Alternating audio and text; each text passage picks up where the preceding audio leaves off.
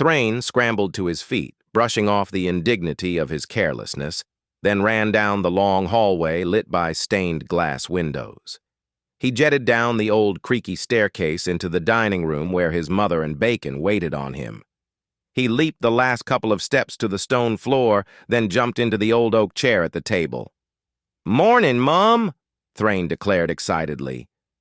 His mother smiled, then turned around, carrying a glass of milk to his place at the table. "In a hurry this morning?" she asked, chuckling at him as he inhaled 6 cuts of bacon, nearly choking on them. He reached for the glass, gulping it down violently. He inhaled deeply. "Yes, Mum," he replied. "The Dragon Days competitions start today, and this year I'm going to win the knife-throwing competition if it kills me." His mother shook her head as she pumped water into the dish tub. "If you're not careful, it may very well," she said nervously.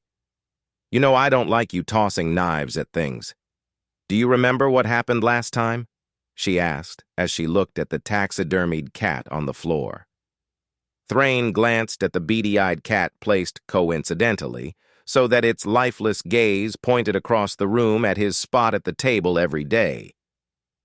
"Oh, come on, Mum.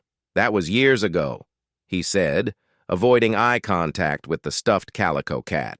"And I've told you, it wouldn't have happened if it wouldn't have flinched."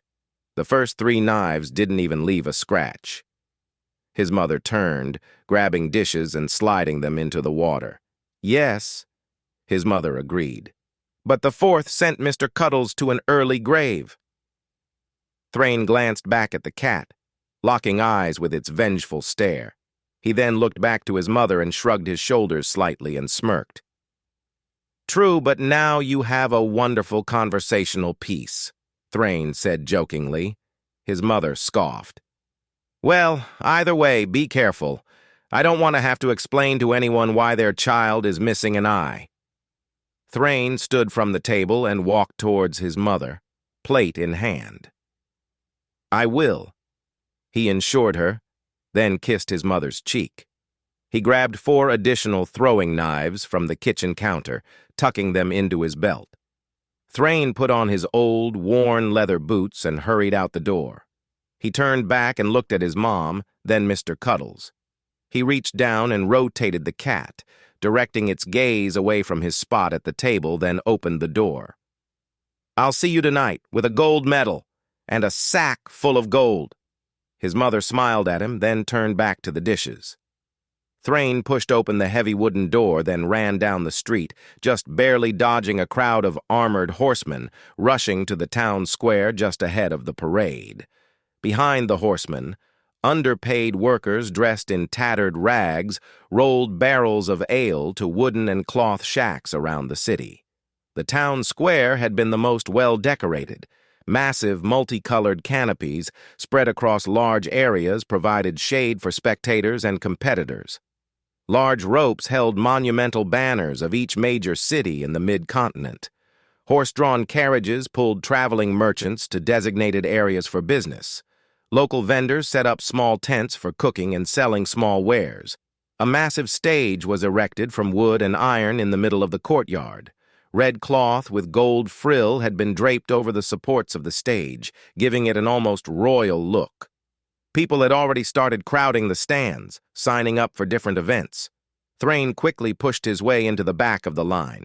He stood in line for hours, and noon was approaching fast.